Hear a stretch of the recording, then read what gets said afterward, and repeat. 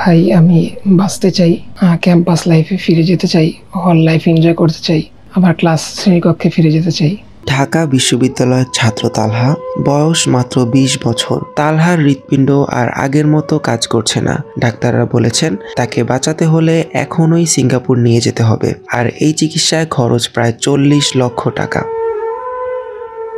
একটা মধ্যবিত্ত পরিবার যাদের ইচ্ছা ছিল তালহাকে উপযুক্ত চিকিৎসা করাবে, কিন্তু এত বড় যুদ্ধ লড়ার সামর্থ্য তাদের নেই। আমি তো অনেক অনেক চেষ্টা করছি, দিছি, এখনো দোয়ার যত আছে দিব, কিন্তু আমার ছেলে এইভাবে চলে যাবে বুঝতে পারবো না, আর সহ্য করা সম্ভব না। এখন আল্লাহর কাছে সবাই দিনই দোয়া করে আমার ছেলে দিনে আল্লাহ হায়াত দেয়, এটাই আমার সবার কাছে একটা চাওয়া।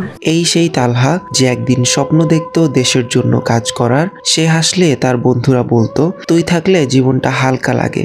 আজ সেই তালহার চোখে শুধু একটাই প্রশ্ন, আমি কি আর বেঁচে ফিরতে পারবো? আসলে তালহা হচ্ছে আমার ব্যাচমেট। ও হচ্ছে আমাদের হলে প্রায় 2 মাস আগে আমাদের রুমে অ্যালটমেন্ট পায়। স্যারে ফ্রমান হলের 521 নম্বর রুমে রুম টুম সব দিয়ে গেছে। হলে ওঠার কথা ছিল, ডাকসুর দিনে ওর সাথে খুব কথা হয়েছে আমাদের। এর মধ্যে শুনলাম যে খুব বেশি অসুস্থ। এরপর বুঝলাম যে এই রোগটা বাংলাদেশে অত্যন্ত বিরল, আর এটার চিকিৎসা বাংলাদেশে উন্নত চিকিৎসা একবারে নাই বললেই চলে। ওর এই অসুস্থতার কথা শুনে অবশ্যই আমরা ব্যথিত। আমরা বলতে আমাদের পুরো হল একদম শোকাহত বলতে গেলে, যেহেতু এত বড় একটা রোগ তার হয়েছে। আপাতত পপুলারে আছে, তার সিঙ্গাপুরে নেওয়ার প্রসেস চলতেছে। তো সিঙ্গাপুরে নিয়ে ওইখানে তার ট্রিটমেন্ট দেওয়া হবে। তো এজন্য হচ্ছে 40 লক্ষ টাকা দরকার। ফ্যামিলির অবস্থা অতটা ভালো না।